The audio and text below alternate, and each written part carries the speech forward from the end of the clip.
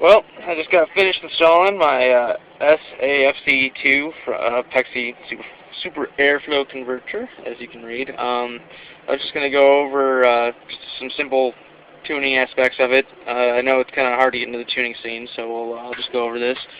This is my computer set up with the Z-Tronics wideband I bought online.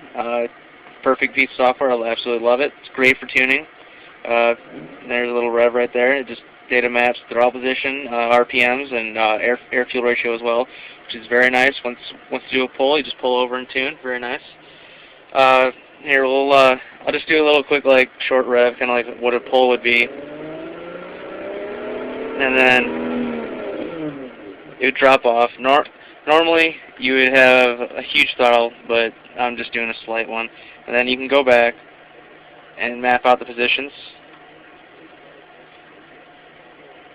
like so. As you can see, I can go in and I can check, you can't really see it too well on the camera, but if you go in there and you click like that, it lines everything up and shows you what the values are at those points. So it's really easy to tune. Also, for the SAFC2, once you have it all set up, it's really not that hard. You just go in. Any points are all your RPM points. I gotta fix this one because I was just messing around with it, but I'll do that a little later. There's also throttle point, because the SAFC2 holds two different types of maps, one for high and one for low throttle. You really don't want to set your low throttle anything above 25%. So your high really doesn't really matter, but I just set it at 40 because that's what I was told to do by some people online. All right, and also then once everything's all set up and you got your high and low, you got your throttle position set up, you can start tuning. Once you do a pull, like I showed you on the laptop over there, you can go to high throttle. And this is the current tune I have. As you can see, it's subtracting a certain amount of percentage of fuel at these different RPM levels. It jumps by 400 or 600. I can go previous. Also at the low throttle, this is the tune I have on the high end, just so it doesn't rich out when I let off the throttle. And now I'll show you what it does when I start adding and subtracting fuel. So let me start adding a crap load of fuel. It starts to rich out.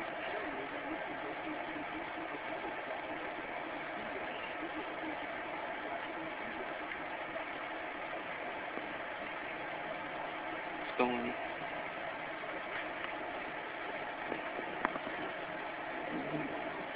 See? There it goes. Then if I do the opposite direction, which I subtract fuel,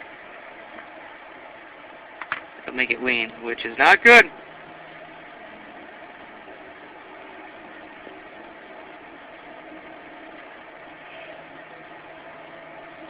And then I'll just zero that out. So I'll go back to my original tune. That is what you do not want. Normally you wouldn't want to do that, but I'm in an N8 car, so really not much to worry about. But that's pretty much the basics of tuning in SAFC2. It's really easy. It's pretty much the same thing like the Neo, except the Neo has more tuning points than this. You can also go in, like I said, I gotta switch one of the points because I was just doing it for demonstration purposes. I go back into any points, and I'll change this back up to the 1600 that it was set at. Then there's also the monitoring, which is pretty nice. You just go over, you select the things you want to monitor, air fuel ratio, or then you get your revs, your max revs, and my battery voltage. That's a little graph. If I rev it a little, it does that. Also some gauges, and this is the one I tend to sit at the most.